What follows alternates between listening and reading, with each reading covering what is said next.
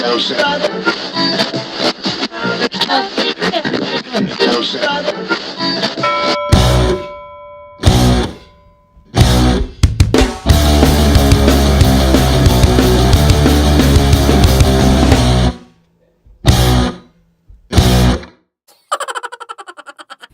welcome to Kick-Ass Switch, putting the K in magic.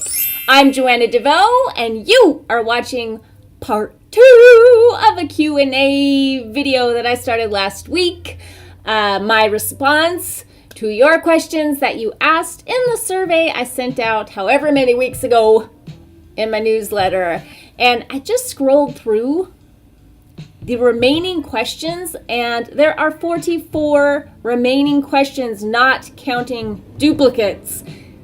So I don't know if I can get to all the questions. If anything even slightly has a whiff of a duplicate, as in a question I have already answered, I'm just going to pass it by. It's not because I don't care. It's just because I'm running out of time on my computer, and I don't want to make a video that's over an hour long. The last one took 8 hours to upload onto YouTube. So let's not do that again. I also want to say, besides thank you for filling out the survey, I just wanted to mention a couple. Most of the main part of the survey is multiple choice. And in most cases, I only give you the option of one answer. And then people that asked questions or left comments down below, there was about, I don't know, like a fifth of you did that. So thank you to those of you who did that. But I just wanted to mention 2 of the categories that I thought were interesting, that stood out and surprised me a little bit. Is one, I asked, what label is most like you? And one category was witches. One category was, here, let me scroll up so I can actually tell you. What label is the closest match to you? Witch or Wiccan, pagan or pantheist, New Age or metaphysical, free spirit or spiritual, progressive Christian, atheist or agnostic. So those were the different categories, and far and away, free spirit, or what was the spiritual ... Spiritual seeker, I think is what it was. So free spirit or spiritual seeker was the longest category by far. And then second, obviously, was witches. And I just wanted to give a shout out to the progressive Christians that are reading my newsletter and answering my survey. I come from a Christian background, so to me, I don't know, I just think that's an honor and a sign of your progressiveness, obviously. So thank you so much. And then the other question I wanted to mention was, what kind of content interests you the most? And this to me was just a huge validation and made me feel really, really awesome, because there were 3 answers that you could give. One was less magic, more personal development. One was less personal development, more magic. And a teeny tiny, like 1% of people answered in either of those first 2 categories. And then everybody else answered, I like my magic and my personal development together. So, yay, I do too. So let's get to your questions. Question number 1, how to actually incorporate all these great tools you give us in our lives. For example, in the money month of February, I didn't actually find enough time to listen to all the podcasts and videos, let alone time in between to let it all sink in and practice the tools / advice given. I love listening to your show, but find it hard to get around to taking action between 50 plus hours work, my commitment to gym time, making healthy food, spending quality time with my husband. It's hard to add something new to my routine. Yes, for one, I know I am the creator of information overload. That's because I'm just sharing myself, like what I am currently doing, what I am currently into. That is why I am so shocked anybody wants to listen to me, because my entire life I have been told that I am too much. I need a break from you, slow down, stop talking. It's always something with you, you're into 10 million things, blah, blah, blah, blah, blah. I know, I don't expect you to follow along with every single little thing that I do. I just like throwing it out there. It's just fun for me. So just take what you can, what interests you. Maybe a certain theme for a certain month is really interesting to you. I'm guessing the money one, because that's one you mentioned. And then leave the rest for another time. Maybe there will be a time when I don't make content anymore, and I'll be really happy that I like cram this all in to the first however many years of Kick-Ass Switch. The money month was a really good one. If you haven't gotten the Rich Witch, the ebook that I did, that is actionable. That is like how to change your life, how to go from like a poverty mindset to having not just prosperity consciousness, which is so vague, but it's very practical. It's very practical, like what you can do to create more money and abundance, as people like to say in the spiritual community, in your life. I think abundance and a prosperity consciousness, that's all fine and good, but it's really vague. It's very hard to put your finger on, and money is something you want to put your finger on. It's very material. And then just in general, to answer your question, you ended, the last word of your question was routine, and that is the key. So you can't change the rituals and the routines of your life, like all of them all at once. You can't add a whole bunch in all at once. Our systems don't work like that, so you have to do it one at a time. You have to prioritize. I know it's exciting to be like, all the things, all the time, I want it now. Because our society, our culture, the internet, Instagram, it has created this kind of like Veruca Salt mentality where our eyes are bigger than our stomachs. So what I recommend, this is how I've changed my life. One tiny, incremental step at a time. So maybe once a month, pick one new tweak that you want to make to your rituals, your daily routine, your daily habits. I kind of use those words interchangeably because that's where I believe lasting change is created. And give yourself a whole month to do it. A lot of people say it takes 21 days to form a new habit, so give yourself a little wiggle room there to enjoy that new habit before you go creating another one. And the reason I'm recommending not just starting with one at a time, I already explained that, but the reason that I'm saying to just focus in on your routines and your habits or your daily rituals is because the effort that it takes to get a new ritual into place doesn't last. You only have to make that effort for 21 days or 1 month or for a couple of weeks, however long it is for you, and then it just becomes automatic. You do not have to think about it, and time expands. It just becomes like brushing your teeth. And so there, start with routines, look at your routines, if you want to lose weight, look at the daily routines in your life that support that or don't support that, and maybe swap one out.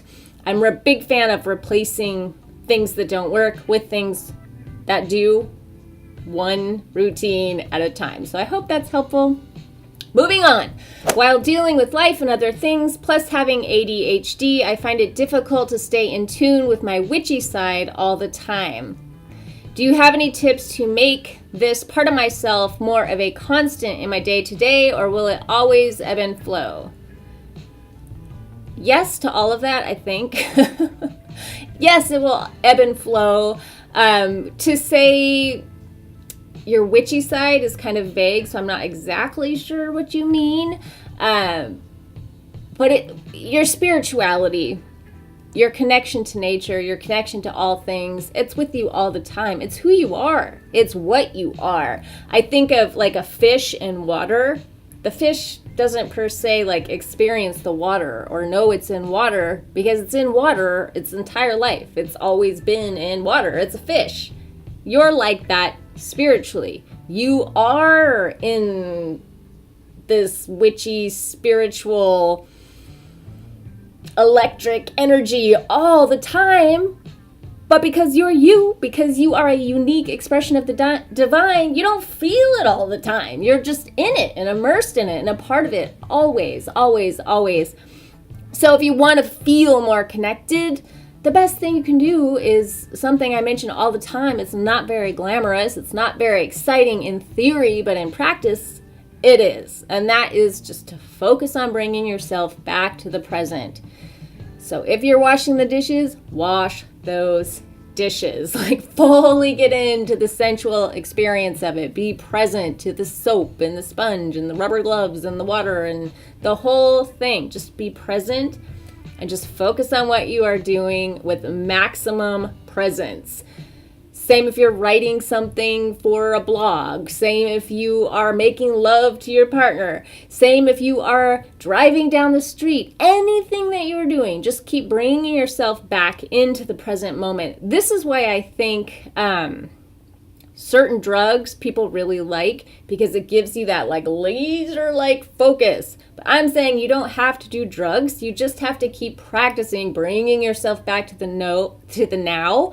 I think I did that last week too. Bringing yourself back to the now again and again and again. And it gives you that really heightened experience of reality that I think some people seek out through substances, because you're like, whoa, look at that tree. It's like alive. It's like moving, dude. Do you see that? And the other person's all like, no.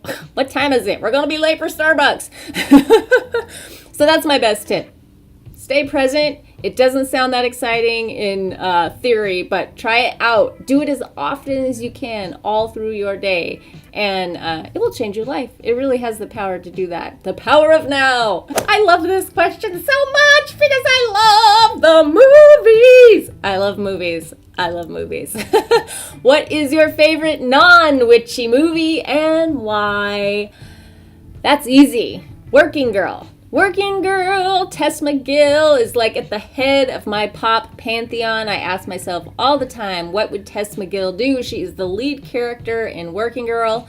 I love it because it is the story of an underdog making her way to the top, one mistake at a time, and life is really like that. It is a perfect script and a perfectly directed movie and acted. It is fabulous. It stars Melanie Griffith when she was young and she still had all of that really beautiful fat in her face, like this really cherubic looking face, and a rockin' bod, and Harrison Ford is really good in this movie, and you just hate Sigourney Weaver and Alec Baldwin's guts because they also are fabulous actors.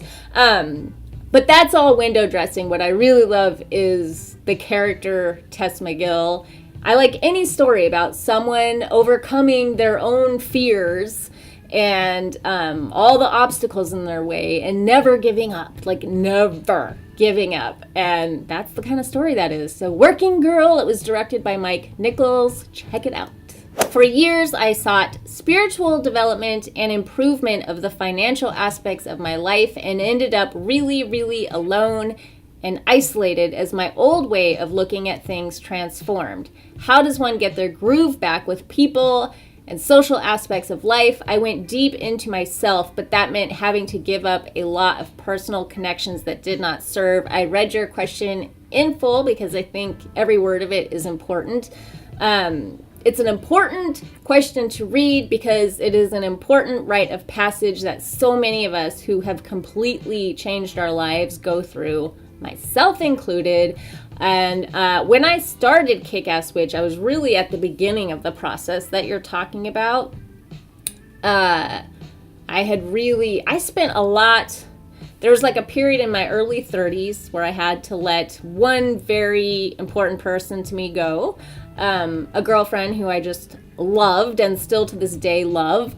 But my experience of her was, she was just a toxic presence in my life. That was very, very painful. To make a long story short, I then moved out to the outskirts of where all my friends lived, and one by one they just started falling off as I left Warner Brothers, which is where I worked and where I had a lot of friendships going. Those people kept on the TV path, and then here I was out in Glendale and in the suburbs, in a house all by myself, and fast approaching 40, and it's really weird and challenging to make friends when you're not in a school or a work environment and you're a grown person, especially if you've done all this spiritual development, and you have a certain standard now of what kind of friendship you're looking for. So I relate. For me, the way I did it was connecting with people online first. And that was so great because it got the energy in motion, and then slowly, very, very slowly, to the point where I was like, is this ever going to happen? Slowly, those people started showing up in my local, where I live life, like a person I can go to the movies with, speaking of movies. So one, be super duper patient, and two, find a way to get the energy flowing. And the fastest way I know to do that is to join a group online of people that are already there, people that you know are meeting that standard. They're at some sort of spiritual level that you're interested in engaging with people in, or they're talking about subjects you like, and then really just like lean into those friendships. Treat them as real friendships. Get to know them. Pay attention to what they say. Ask them questions about themselves, and you'll find one or two or three, people want to make connections. They really, really, really do. And your experience of isolation after going through a transformation like that is so not unique.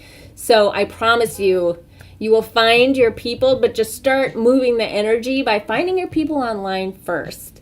And then obviously, go to places where you live where those people might hang out, and be vulnerable to just maybe going to some event. I have done this so many times where I've gone to an event, gotten all dressed up, and my heart is open, and I want to talk to somebody, and nobody's really talking to me. It might be like a business event, and everybody's just wants to like give you their business card and tell you about their business, or just a party where everybody's like drunk off their butt and you can't make a really good connection. There have been plenty of times that I've put myself out and then gone home like, well, that was a waste of time. I would have just rather watched TV, but just keep doing it. Just keep moving the energy. Just keep putting yourself out there, and trust that your people will show up, and the universe. I mean, if you're on a spiritual path, they're going to bring you the next right people for you on your path. So trust, keep the faith, keep the energy moving. I'm so wanting a daily devotional time in the morning that is meaningful and consistent, that I can stay on track with. I feel like I kind of answered that last week. Also help dealing with family interactions and judgment for leaving the family religion. That is so major. I could devote all of Kick-Ass Witch just to talking about that. Someone else I saw asked that too, so put a pin in that. We will get back to that in a second. How do you find inspiration and motivation when you are stuck and aren't receiving seemingly any information intuitively? I feel like this is kind of a theme here. I've passed a lot of questions like that. I'm just reading this one to reiterate, like, yes, stay in the now. Stay present to what is, read some books, take the attention off yourself and put it on someone else. Pay attention to them, really listen to them with your whole body and your full presence.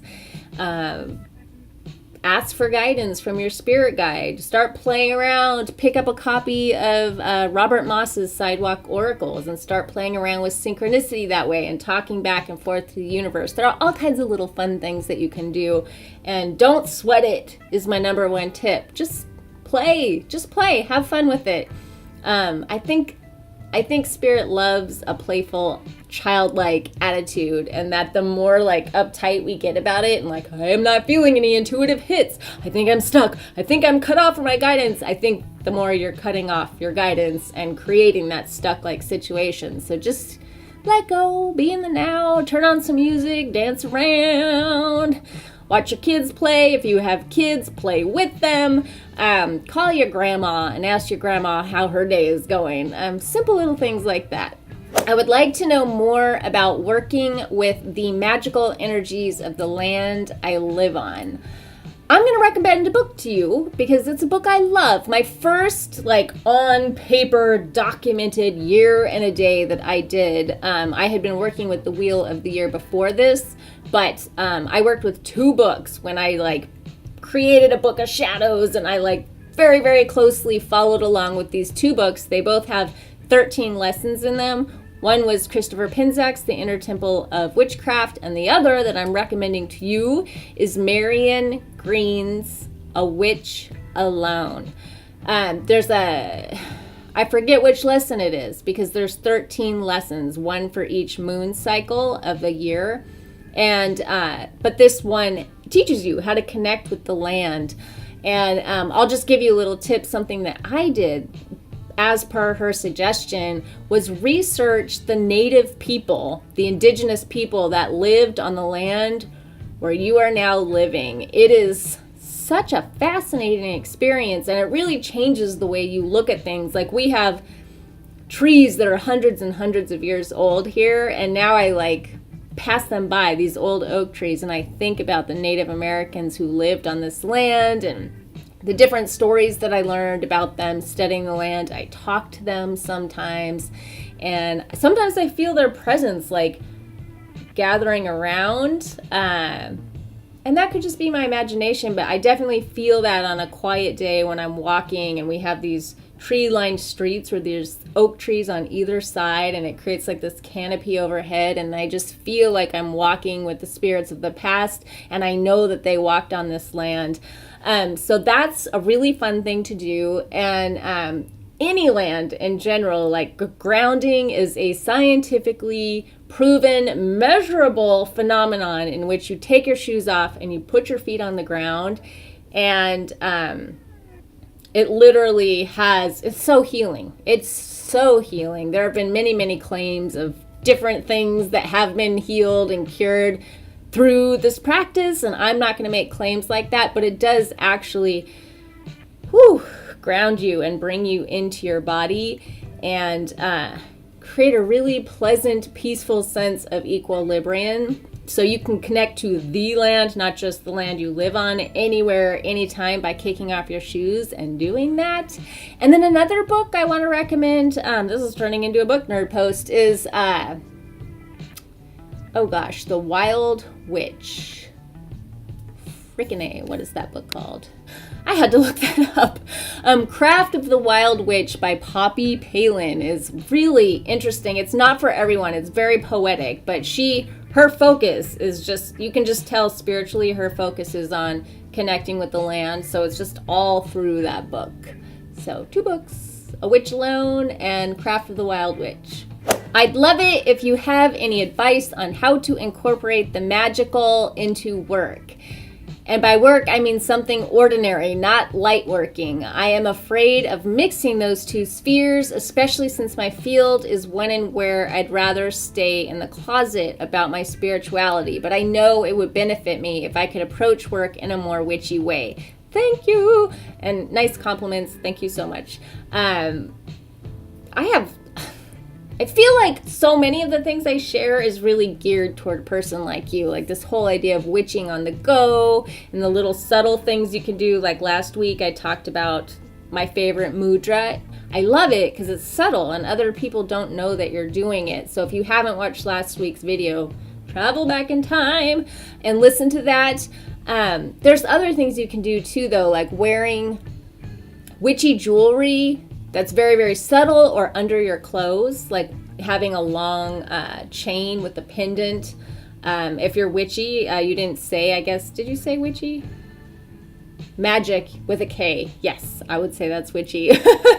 So getting like maybe a pentacle pendant, but wearing it, and just, I feel like it's kind of like people that wear red lingerie under their clothes to give themselves like a little bit of sexual energy and a boost. Nobody else knows it's there, but they know it's there, and that makes all the difference. And other people react to them in kind just because they know that they're wearing this red sexy underwear. The same is true for writing a symbol, like bust out an eyeliner and write a symbol across your stomach or across your chest and wear that under your clothes for the intention that you want to set that day. Or just subtly keep some crystals in your pocket or your purse. And then just, I would say too, intention. Set clear intentions before you do each task for work. And that's where I think that magic can really enhance your experience of your job. You didn't say what your job is, but if you're focused on success, getting really, really clear on what your intention is before you do something. So I am filling out this paperwork because how does this serve the business? How does that in turn serve you? What effect are you trying to create? Are you just trying to get it off your plate because it's stressful? So maybe you're filling out the paperwork to set yourself free. So you like really tap into like, okay, this is a moment of me liberating myself. And my intention is to fill this paperwork out to the best of my ability and with full presence.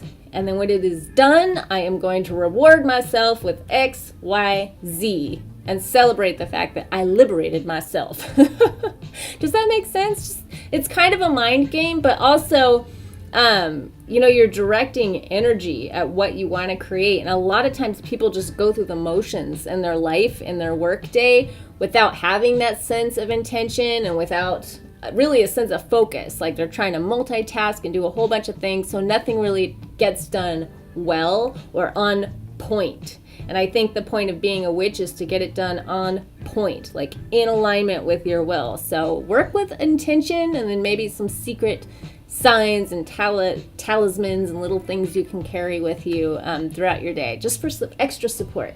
What is the best way to break free of my institutionalized guilt and fear and obligation to family and seek an answer to, is magic right for me? Does it necessarily imply conversion to a non-Christian religion? So this is circling back to that other question where I said stick a pin in it. Obviously, I have tons of experience with this because I've talked so much about this on my podcast especially. It took me 8 years approximately. I wasn't timing it, but just looking back, it was about 8 years from the point where I said, I'm not a Christian anymore.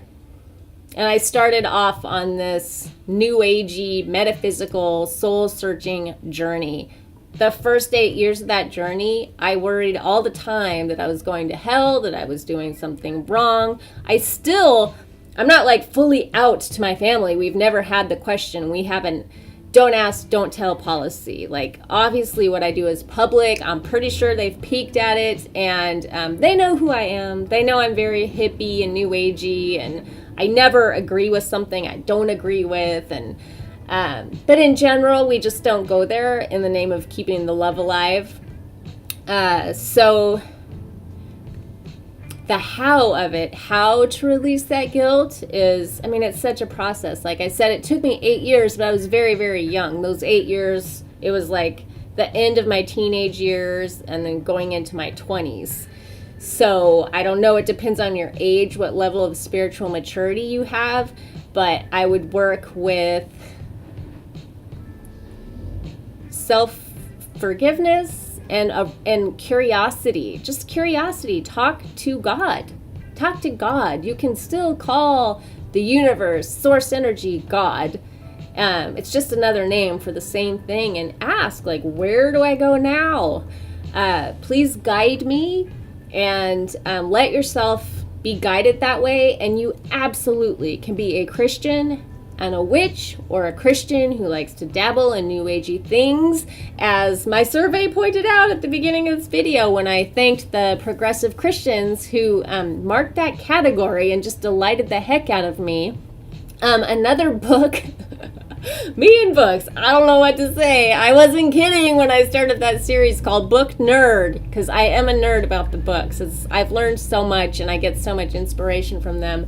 But the path, I can't remember if it's The Path of a Christian Witch or it's The Path of a Christian Witch. I did a Book Nerd post on this. If you want to go to my blog and put Christian in, it'll probably bring up a couple of things. I did an interview with Valerie Love, who is very loud and melodramatic and preacher-like, but also really fun and totally unique. Like, I really, really love Valerie Love, and she is a Christian witch, so she might give you some ideas. just saying her name makes me laugh, and because she just makes me feel happy and good. And I come from such a like preacherly background that I totally get that energy, and I can groove on that. And then the Path of a Christian Witch is about a Catholic woman who kind of went down this pagan path and then ultimately decided to blend both of her paths. And then there are witches who work with Jesus in a very witchy way. So you are who you are. You come from what you come from. You can't change that. And maybe there's a reason for that. Maybe you're not supposed to change that. Maybe your roots are important to who you're going to grow into and who you're going to be, and you don't have to cut yourself off at the roots to grow into like something new, which I think we're meant to do. We're meant to bloom and explore and reach our full potential in unique and exciting ways. So for me, I feel like I did cut myself off at the roots, and then mysteriously, just from the process of spiritual maturity, the roots started like growing back down, and I started being like, Jesus, I'm okay with Jesus. I'm okay with Jesus. It reminds me of that quote, I think it was Gandhi who said, I can't remember, I'm going to paraphrase. He basically said, I'm cool with Jesus, but your Christians are I'm cool with Christ, I think, and your Christians are so un-Christ-like. Not all Christians. There are awesome Christians out there, just like there are awesome witches out there, and sometimes there are awesome Christian witches. So keep your mind open. Don't fret over it too much, and just know, if God loves you, if God is real, why would he do this to you? Why would he put this like kink in your flow? Like maybe it's there for a reason, and maybe it's an opportunity to learn something about yourself. So try not to beat up on yourself, and just trust that you are being guided, that this is actually guidance that's like kind of messing you up right now in your head. Like let go of judging it and just see where it takes you. Any quick fixes for when the gremlins in your head pop up unexpectedly? Yeah, so many. I like to name them. I think there's different levels. In the Spiritually Mature Witch ebook, there's a chapter called something about the key of demonology, where I talk about like identifying it, the demon, and those are like darker aspects of your shadow. I don't want to get into all that right now, but so some of them I see as kind of like demons in a way, and they're like heavy shadow presences in your life. And then others, which I would think more are gremlin-like, are just old programs, old voices in your head. I have one I won't tell you the name of because it's named after family member. But give it a funny name, like something that amuses you, and I don't know, name it like what is something goofy? I don't know, name it Leroy. So every time like that tone, like certain voices in your head have a certain tone, you can start identifying them out, and you'll notice there's like a whole chorus in there, and you can give them names, and you can be like, Leroy, shut the hell up. You are doing it again. You are driving me crazy, and you have no idea what you are talking about. You can use humor that way, or you can use compassion. Maybe it's like the scared little part of you that's worried about everything, so maybe you name that part Myrtle, and you can be like, it's okay, Myrtle, I got this. You don't have to do anything. I know you're scared, but we're going to move forward anyway. And I like to think of myself kind of as like a bus driver, and there's all these like voices in the back, and they got to sit back there. They don't get to drive. They get a place on the bus because they're all parts of you. They're old programs, or they're parts of your shadow. They're not going anywhere. You just have to show them who's boss, and you're the boss, and you're driving the bus. So it's like, sit down and shut up. Don't make me come back there and get you.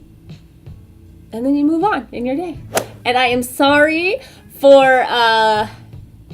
answering this question right now because I've already mentioned so many books, but in addition to loving movies, I also love books. I like big books, and I cannot lie, and I apparently cannot shut up about them, so I don't know why, whoever you are encouraging me, but what are some of your more recent favorite self-development and spiritual growth books? lately I've really been just super duper immersed in astrology, and a lot of that has been online. And then I've really been on this kick. I've really learned a lot about food combining, of all things. So I've really been not just reading about that and studying it, but practicing it to amazing effect. And I fully intend to put that in the Healing Magic of Food program when I do that later this year. So I've been reading food books and astrology books. I busted out one astrology book to show you, In Search of a Fulfilling Career. And this is the one that I'm like super into right now, and it's all dog-eared because it's it doesn't really look, it kind of looks like a self-published, slapped together book. It's not an exciting cover, but the content, if you love to nerd out on astrology, is really exciting.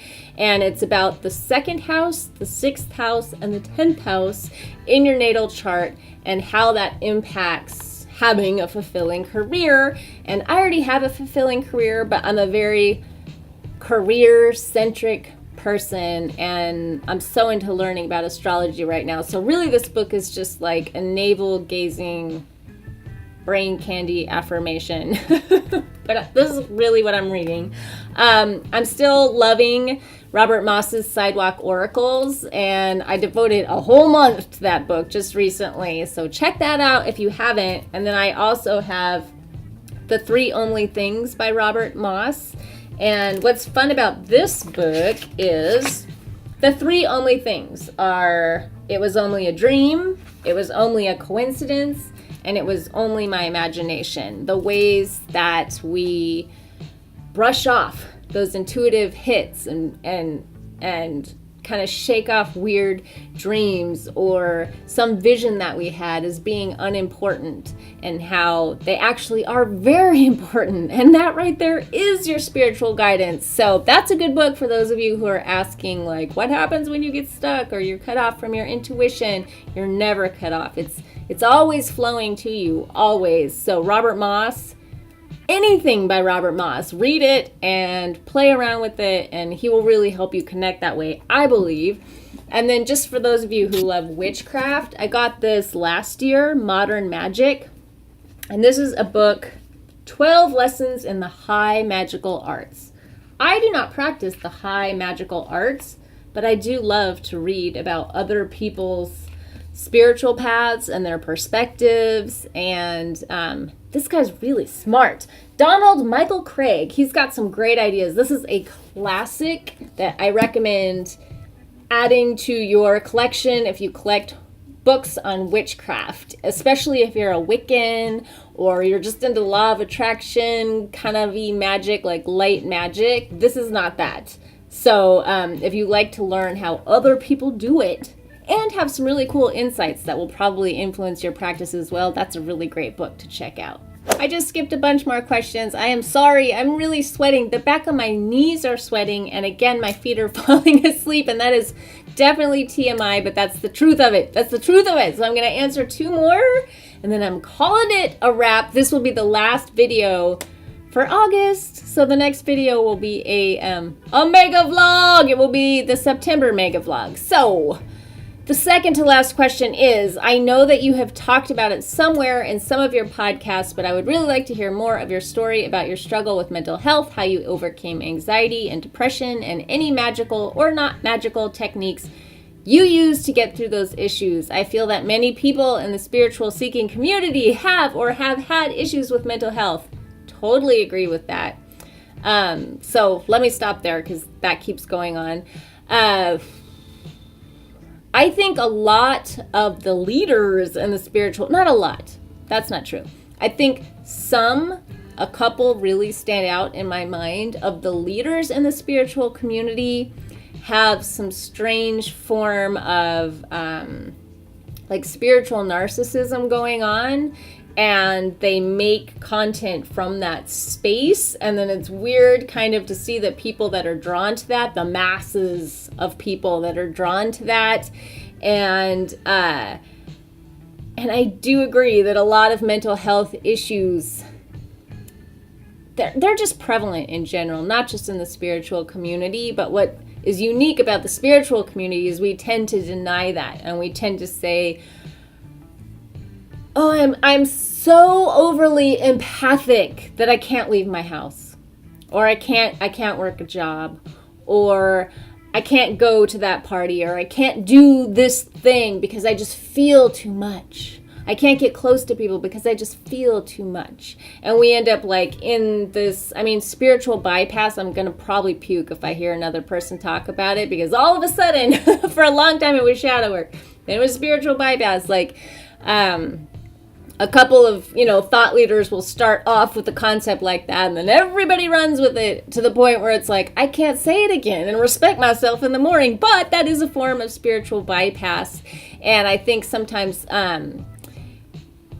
the way that the New Agey community really can hold you in a space of mental dis-ease is like with excessive channeling and connecting to your guides and staying up all night long talking to spirits and talking to your Ouija board and using your tarot cards, and you just get so lost. But then you're being validated because you're channeling, you're talking to these spirits, and then you may not have a job. You may be in your mother's basement and they're bitching and complaining at you about that all the time, but then you have this whole world online where people are validating that and validating that and validating that. And like attracts like. So people that have similar issues are finding people with similar issues. And I guess I sound kind of judgy, but that's just the way I've experienced the community. And I've been very discerning in choosing the parts of the community I want to focus on. And I want to focus on people who do the work and want to be present here, in the here and now, in this 3D reality, and who see their spirituality as helping them navigate their way through that, if that makes sense, and not a crutch and not an excuse. My mental health issues were anxiety, depression, lots of trauma in my background that created these things, agoraphobia and post-traumatic stress disorder at different times in my life and to different degrees. And for a large chunk of my spiritual journey, which is, weirdly enough, how I know so many things about all of this, because like I was saying, I stayed up night after night after night channeling and reading all these books and like getting lost in that whole world. That was part of my spiritual path. So I'm not exactly knocking someone who is at that point in their path. I'm just kind of saying that's definitely not the goal. And hopefully at some point you look up and just look around and be like, whoa, I'm actually missing living my life because I'm so obsessed with all things, magical and connecting with spirits. That's like a big one that I see happening a lot. Let me focus in on your question a little bit. Okay. I am sharing more personally about my own personal journey in the private podcast that I'm making for people who decide to follow me on Patreon. So I'm really not going to get into that here on YouTube right now. But I will say it's, again, not very glamorous or exciting, but food is really the key for me.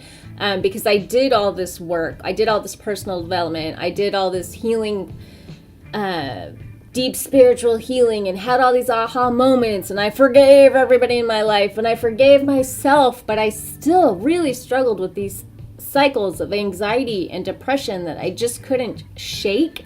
And what finally did it was food, and I started with the mood cure, really. I guess it started a little bit before that, but the book that really launched me like full force into that journey that really made a huge shift was The Mood Cure by Julia Ross, MD. I've mentioned it so many times, it's silly, but I mention it because that book taught me how to use amino acids to build back up it teaches you how to use amino acids to build back up your system while you're getting off all of the crap, the gluten, the cow's milk, dairy. You get to test and find out if you're sensitive to these things. And if you're struggling with mental health issues, it's totally worth checking out, doing an elimination diet to see how they're affecting you.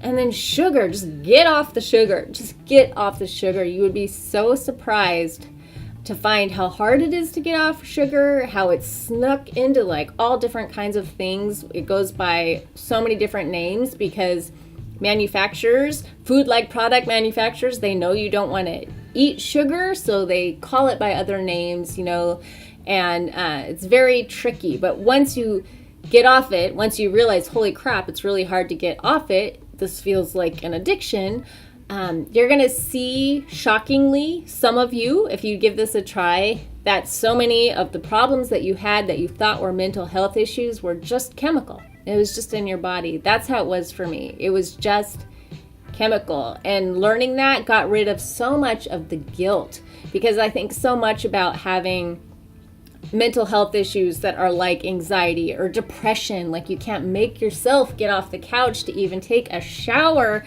is just that self-hatred of, why can't I do this? Why can't I just get up and live my life like everyone else? You feel guilty, you're mean to yourself, other people, some people might be really, really hard on you, and then other people might just say some little comment, like snap out of it, and it makes you feel like shit. It makes you feel worse and worse and worse and worse about yourself. And then when you find out, holy cow, oh my God, it was gluten and sugar, you're like, it's such a relief. You don't feel guilty. You don't feel bad anymore. You have compassion for yourself. And it's like, oh my God, I needed help and nobody was listening to me. And why didn't anybody tell me this earlier?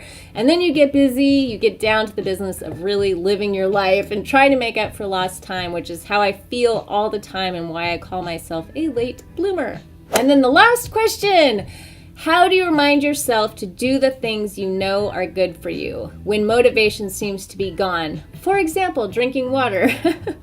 I don't know why that made me laugh. Of all the things, drinking water. This is another TMI moment, but it makes me think of my son, who I could not potty train him. He wore diapers until he was 6 years old, and it looked like it was going to be a lifelong thing. And I could see on his face at a few different moments that it was very humiliating and painful for him, because he would have accidents in public and things like this. And a neurologist at UCLA told us, take him off milk, which is when I went off milk, by the way. He's probably just allergic to milk. And we took him off milk, and that was it. That was the problem. So now he never wants to have anything with milk in it. And it's that like pain pleasure principle, the pleasure of not being humiliated out in public and not having to wear a diaper as like a big kid, as a 6-year-old wearing a diaper. That's hard for a kid. So some things just have a built-in sense of motivation, and that is like the most extreme, strong example I can think of from my own life, is just watching how if I tell him there's dairy in that, he won't go near it because the pain of it is too much. So I think leveraging whatever it is that you're trying to get yourself into doing, having like emotional leverage on yourself around that is really powerful. Having replacement things, it's hard. You were kind of vague, like to do things that are good for you. I mean, I always think of food, obviously, and exercise and kind of basic things. This could be about money. This could be about the way you conduct yourself in relationships. But create new neural pathways and new routines and new habits. Get some replacements for whatever it is you're trying not to do. Find a good replacement that you actually enjoy, that you love. Find new favorites and keep them around. If you're trying to get yourself to exercise, buy the cutest running shoes you've ever seen in your life and keep them with the socks in it and your jog bra like next to the back door. So it's there and it's waiting for you. And then get some leverage on yourself. Like, think about how crappy you feel when you're not exercising and what does that represent to you. Maybe you can have like a little Someone mentioned gremlins. Get yourself like a little statue of a gremlin that reminds you of how you feel when you're not exercising, and maybe stick that over by your running shoes so you have that pain pleasure thing. Like you have the cute running shoes and your little iPod loaded up with all your favorite music just sitting right there to remind you like, oh, this is kind of fun and I want to wear those shoes because they're bright pink and they make me happy. And then you have the little gremlin sitting there going, you know, it's got a little pot belly and it looks like crap and it's got some warts on its face. And you're like, oh yeah, that's how I feel when I don't exercise. So you can start like playing tricks and games on yourself that way. And then kind of like what I was saying for the other person too, just try to change one thing at a time. And give yourself a whole month to do it, because those things start adding up and having ripple effects in your life. And when you try to change too many things at too many times, I need to remember to drink water. I need to remember to exercise. I need to remember to eat fruit instead of candy. I need to remember to eat 5 servings of greens every single, it's just too much. It's too much. Our willpower's only good for so many hours of the day, and then we finally just are like, screw it, give me the remote control and a tub of ice cream. So prepare in advance to succeed. Put some good rituals in place, and that is my best advice for you. I am going to be doing Q&A videos like this over on Patreon, which I am loving so much. I'm making podcast episodes over there and posting a couple of videos there, and then I don't know, every other month or so I will be doing a Q&A. I feel like it's more manageable there because there's not as many people over on Patreon yet, so I feel like I can do these Q&A videos and actually get more in depth with each of your questions. So enjoy the rest of your August, the rest of your summer. Keep cool. If you're in the southern hemisphere, keep warm, keep cozy, and until you meet again, much love. Peace.